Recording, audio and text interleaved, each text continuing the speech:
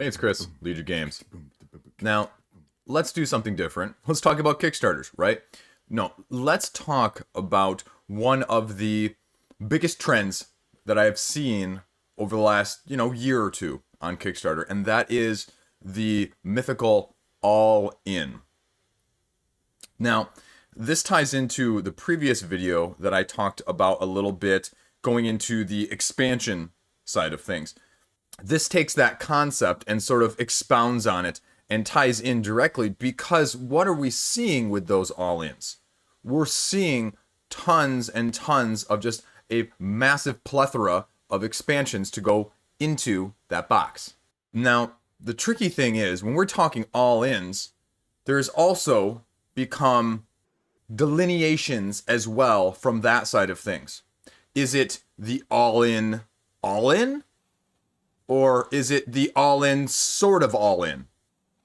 Is it now you're even seeing a little bit post-campaign additions so that the all-in that was the all-in during the campaign is no longer the all-in? Let's talk about that. How does that make you feel? Let's talk specifically as well about those all-ins that are a little bit more than just an all-in with a special all-in. And you'll know where I'm going with that when I talk about it in a minute. How do you feel about all-ins at this point?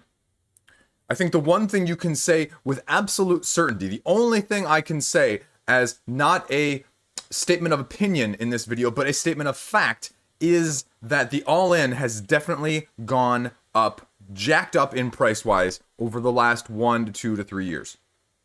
I remember one of the first Kickstarters I backed was the original Arcadia Quest.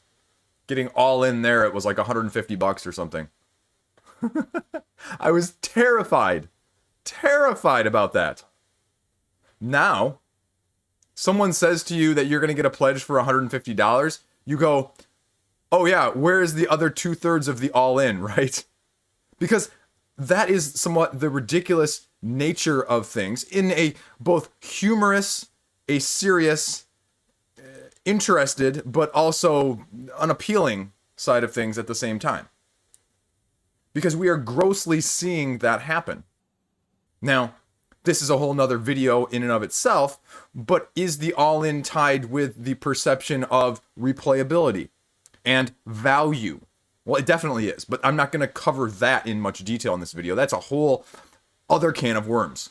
But, like I said, the all-in is coming with more stuff for your price.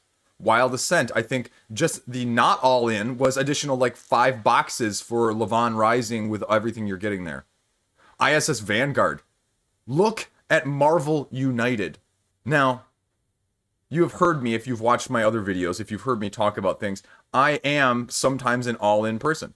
But I am a very selective all-in person because, as I mentioned at the beginning of the video, you have your all-ins, and then you have your all-ins that are sort of, what I mean by that is gameplay all-ins. And the gameplay all-ins are the ones that I really find myself attracted to, and those are the FOMOs for me. Because if we have seen nothing else through the rise and the tidal wave of crowdfunding that is upon us, has been upon us, is coming still towards us like a tsunami of games, is that we are seeing a plethora of the non-gameplay additions, add-ons, expansions, whatever you want to call them, deluxeifications, metal coins. Again, I'm not going to touch that one. But you're seeing a lot more of it. And it somewhat ties in nowadays as well. Instead of the Kickstarter exclusive, which used to be the heavy bait in terms of backing now, it is now those other things, the add-ons, the deluxeifications, to be frank, the content-locked stuff as well. Because not only, and this is what I was talking about earlier, with the content-locked pledges, games, you are seeing it in many different ways. Take the most recent 6 Siege game.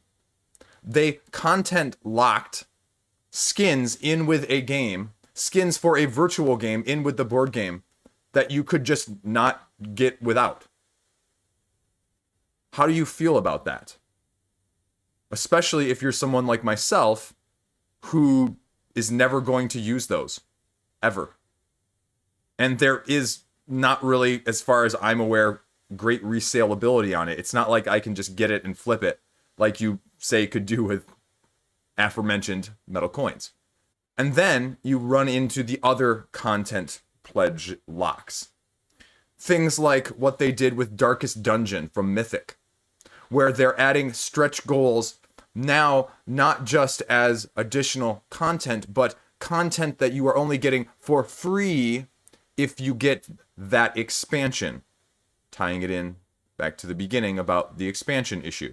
And then, as a whole separate other matter, you have the CMON and the Arena, the contest sort of pledge levels, where unless you get this tier, you can't get this amount of content, period. And guess what tier that is? The all-in tier. I'm looking at you, Old Man Logan, Adam Warlock, Yondu from the Marvel United games. And so we're starting to see that as well in order to entice, entrap, whatever you want to say to get people to invest more up front. How does that make you feel when you see that?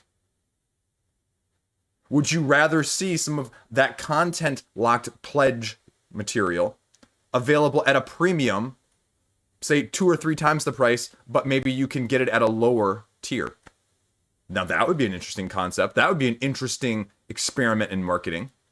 Not sure how I feel about that now that I've suggested it. So no publishers, watch this video.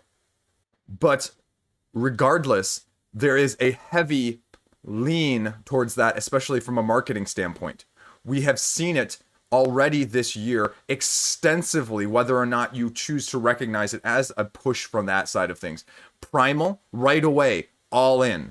Monster Hunter World, before the campaign even, here's the all in.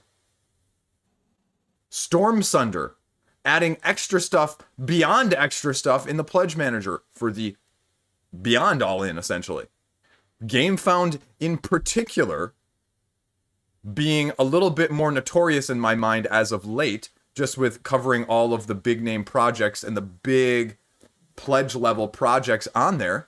Because, now I'm not blaming the projects by any means. It's a feature of Gamefound where they are actively allowing campaigns to focus a showcase on, hey, this is what pledge level we suggest to you. And guess what pledge level that is a lot of the time? You guessed it. So how does that make you feel?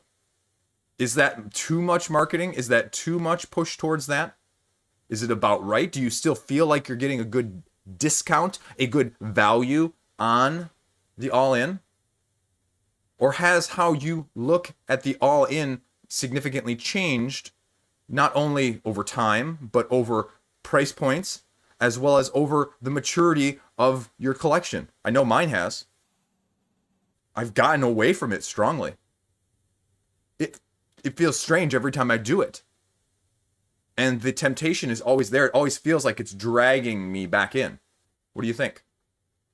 All in? Or not? Let me know your thoughts. What tempts you to go all in? What is motivating you to go all in? Is it value? Is it price? Is it the combination of two? Is it just, I really want this and I need it? Is it FOMO? What is it? What do you think? Let me know. As always, though, thanks for watching. Thanks for putting up with me. Stay classy. I'll see you around next time.